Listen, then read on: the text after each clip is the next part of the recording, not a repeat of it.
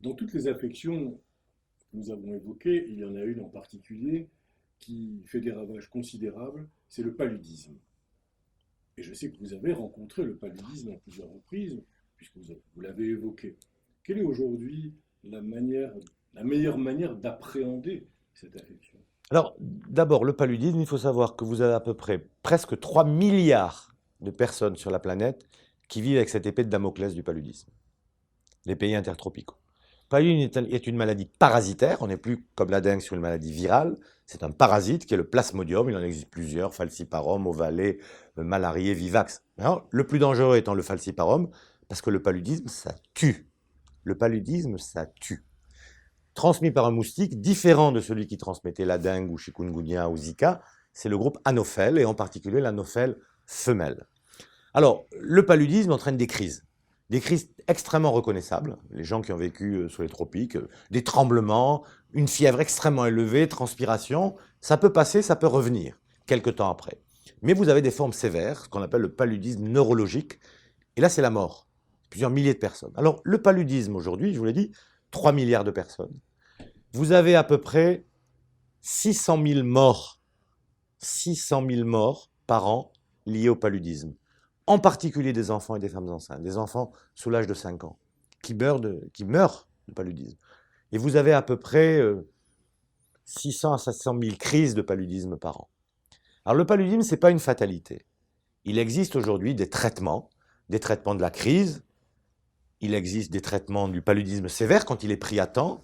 On a des diagnostics aujourd'hui du paludisme. Le diagnostic se fait maintenant aisément, D'abord, à part les signes cliniques. quand vous êtes en pays d'endémie et que vous avez une forte fièvre, vous pensez au paludisme. Mais il y a ce qu'on appelle des tests rapides de diagnostic aujourd'hui, à la minute, qui vous donnent ce diagnostic. Mais le problème, on a un vrai problème avec le paludisme, c'est la capacité du parasite à résister à toutes les entités chimiques. Donc ce qui est efficace aujourd'hui risque, et on sait, demain de ne plus être efficace. Il y a quelques années, nous avons étudié ça à la faculté, il y avait un merveilleux médicament, la chloroquine, un amino 4-quinoléine, la nivaquine, formidable.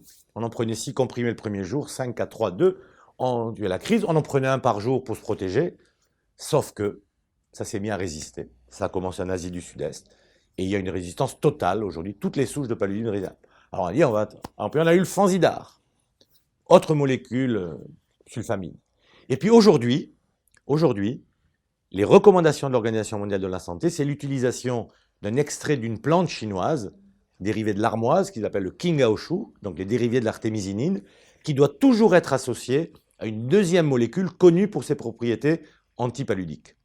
Et donc, vous avez l'artéméterluméfantrine, vous avez l'artésunate amodiaquine, vous avez beaucoup... Il y a donc un traitement. Oui, alors vous avez un traitement de la crise. Vous avez un traitement de la crise aujourd'hui. Mais on sait que ce qui est efficace aujourd'hui, et on a des premiers signes de presque résistance en Asie du Sud-Est, ça veut dire que vous avez une course-poursuite entre la capacité du parasite à résister et les nouvelles entités chimiques. Et c'est là où la recherche et l'innovation jouent un rôle extrêmement important. Et on sait que ce qui est actif aujourd'hui sur le paludisme risque de ne pas l'être demain. Ça, c'est quelque chose d'important. Et un autre problème lié au paludisme dans les pays d'Afrique, c'est la contrefaçon des médicaments. Vous avez des faux médicaments, des médicaments contrefaits, qui font que des gens qui pensent se traiter contre le paludisme n'utilisent pas la bonne dose, et ça augmente la capacité de résistance du parasite. Donc le paludisme, aujourd'hui les moyens existent. Je vous ai parlé du Fonds mondial de lutte. Donc il y a un accès aux soins aujourd'hui, il y a un accès au diagnostic. La recherche continue sur le paludisme. Il y a une nette diminution. Quand j'étais il y a plusieurs années, on était à plus d'1 million de morts. On est à un peu plus de 500 000 morts aujourd'hui du paludisme. C'est toujours trop. C'est toujours trop. Mais il y a aussi des méthodes préventives. Alors la prévention pour le paludisme, il y a un médicament, Malarone pour ne pas le citer, qui est une association de proguanine et d'atovoacone, qui permet, le jour du départ, un comprimé par jour, 7 jours au retour, alors qu'avant il fallait les traiter pendant 5 à 6 semaines, et qui vous permet d'être protégé, mais c'est une protection 90%. Avec 10%, vous pouvez malgré ce traitement attraper. Disons que ça vous protège.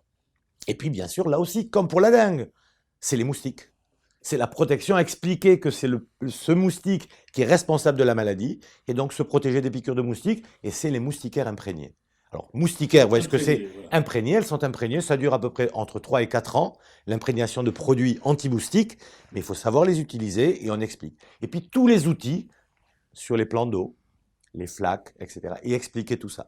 Et c'est très important. Et la communication sur le paludisme, mon département travaille beaucoup là-dessus, c'est envers les enfants. Pourquoi les enfants? Parce que les enfants, ce sont les meilleurs ambassadeurs. Les enfants sont très sensibles à ça. Et quand les enfants retournent chez eux, ils disent, papa, maman, tu sais, là, il y a de l'eau, il y a le moustique. Le paludisme, c'est le moustique, le méchant. Et on a fait des opérations en Côte d'Ivoire, au Nigeria, où vous avez qui font des pièces de théâtre, ils se déguisent en anophèles, ils parlent de paludisme. Et c'est très, très important. On y arrivera. Et puis, le dernier défi sur le paludisme, c'est d'arriver à avoir un vaccin. Et quand nous étions étudiants en médecine, on dit, oh, dans 5 ans, nous aurons un vaccin contre le paludisme. Il ne dira pas combien d'années, mais il s'en est passé beaucoup. Il existe aujourd'hui, pour la première fois, un vaccin qui a une efficacité de 32%. Mais 32%, ce n'est pas une protection. Ça veut dire que Il aurait 70%. 68. Mais on a montré qu'il était possible d'entraîner une protection. Donc on travaille beaucoup là-dessus, si vous voulez, parce que le cycle du parasite est extrêmement complexe au sein de l'organisme, au niveau globulaire, au niveau hépatique, vous savez tout ça, les gamétocytes, les schizontes, etc.